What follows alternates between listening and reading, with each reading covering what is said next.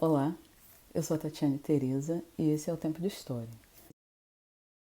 Tempo de História geralmente são áudios que tratam de acontecimentos históricos de forma simples, mas o Tempo de História de hoje ele vai ser um pouco diferente e ele vai ser, na verdade, um resumo dos principais temas abordados no currículo do terceiro ano do ensino médio, que coincide com o nono ano do ensino fundamental. Principalmente porque os alunos muitas vezes reclamam que estudam e é muita informação e não sabem por onde começar. Então a ideia é pegar um conceito principal e a partir desse conceito desdobrar várias informações a respeito daquele conteúdo. O que pode ajudar numa prova discursiva. Geralmente os alunos eles não gostam muito de prova discursiva, preferem provas optativas. Porém a prova optativa, errou, errou, acertou, acertou, não tem meio acerto. Diferente da prova discursiva. Geralmente nas minhas provas, quando o aluno escreve informações pertinentes a respeito daquele conteúdo, a respeito daquela questão, elas são consideradas. E assim ele pode garantir alguns décimos, quando isso é importante, vai garantir uma nota azul. Já na prova optativa, não. Sempre falo aos meus alunos nunca deixar uma questão discursiva em branco, porque a questão em branco é certamente um zero. Se você escreve informações importantes a respeito daquele tema, você demonstra que você estudou, você demonstra que você tem um conhecimento a respeito daquele período. Esse tipo de técnica também eu utilizo nas minhas aulas. Os meus alunos sabem que, por exemplo, quando eu falo revolução, sempre quando a gente trata de revolução em história, a gente deve lembrar automaticamente da palavra mudança.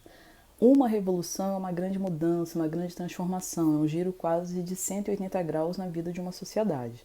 Então a ideia é essa, é pegar um período histórico e relacionar um conceito e a partir dele desdobrar as informações. Vamos então direto ao ponto. Primeiro tema a respeito das aulas do terceiro ano do ensino médio, que corresponde ao nono ano do ensino fundamental. Primeira República no Brasil, também chamada de República Velha. Um conceito importante quando a gente pensa em República Velha é troca de favores, o chamado toma lá da cá. Mas o que significa esse toma lá da cá? Toma lá no sentido que eu faço alguma coisa para você, eu te dou alguma coisa e da cá me devolve algo em troca. Esse tipo de prática política, ela se consolida na República Velha no Brasil, em todas as instâncias, desde a esfera mais local, a partir do coronelismo que era uma prática dos coronéis, que na verdade não eram coronéis, eram líderes locais, geralmente grandes proprietários rurais, que tinham o poder econômico e utilizavam o voto de cabresto. Ou seja, eles coagiam, eles forçavam, eles manipulavam as pessoas que dependiam deles economicamente para votarem no candidato por eles escolhido. Então, cabresto é aquele instrumento que se coloca no animal, então o eleitor ele era trazido até a sessão eleitoral, até a urna, e lá ele não votava por consciência política, ele votava porque ele era obrigado a votar em determinada pessoa. E como o voto era aberto, o coronel com certeza saberia em quem o eleitor votou, porque o eleitor tinha que falar em alta voz o nome do candidato por ele escolhido. Além do coronelismo que se dava no nível municipal, na esfera estadual tinha a política dos governadores. Essa prática também baseada na troca de favores, os governadores dos estados, as oligarquias estaduais se uniam para apoiar a candidatura de um deputado, de um senador, até mesmo um presidente da República, e a partir do momento que esse candidato fosse eleito, ele teria que retribuir esse favor. E na esfera federal havia a política do café com leite, uma aliança entre dois estados economicamente fortes, São Paulo e Minas Gerais, São Paulo maior produtor de café, Minas maior produtor de leite. Eles se uniam para apoiar um candidato à presidência da República. Se ora o candidato fosse um paulista, nas próximas eleições seria um mineiro.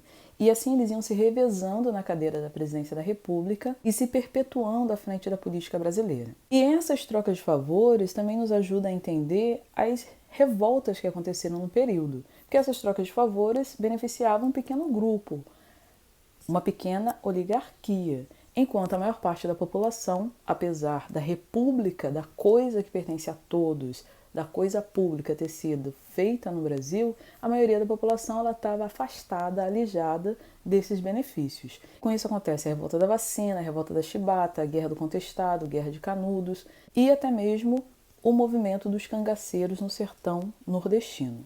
Mas aí você pode dizer, mas a República Velha ela não foi só a República Oligárquica, onde aconteceram essas trocas de favores de uma forma mais frequente. Também houve a República da Espada, sim. Mas se a gente for pensar no período, a maior parte da República Velha ela é caracterizada pela República Oligárquica, porque a República Velha começa em 1889 e vai até 1930. De 1889 a 1894 que a gente tem a República da Espada. E de 1894 até 1930 é a República Oligárquica. E só para lembrar, República da Espada, espada simbolizando a arma que os militares do Exército Brasileiro utilizavam. Lembrando que a República Velha nós temos presidentes militares do alto escalão do Exército Brasileiro, o Marechal Deodoro da Fonseca e o Marechal Floriano Peixoto. E na República Oligárquica nós temos os grandes latifundiários. Oligarquia, oligo poucos, arquia, governo. Então você tem um governo de poucos, e esses poucos seriam os grandes proprietários rurais. E esses dois grupos foram aqueles que fizeram o golpe da proclamação da República, o golpe de Estado que derrubou o Império. Os militares do Exército, liderados pelo Marechal Deodoro da Fonseca, fizeram a proclamação da República, apoiados pelos grandes latifundiários, ex-donos de escravos que estavam insatisfeitos com a abolição da escravidão sem nenhuma indenização pelos escravos libertados. Próximo tema, Primeira Guerra Mundial.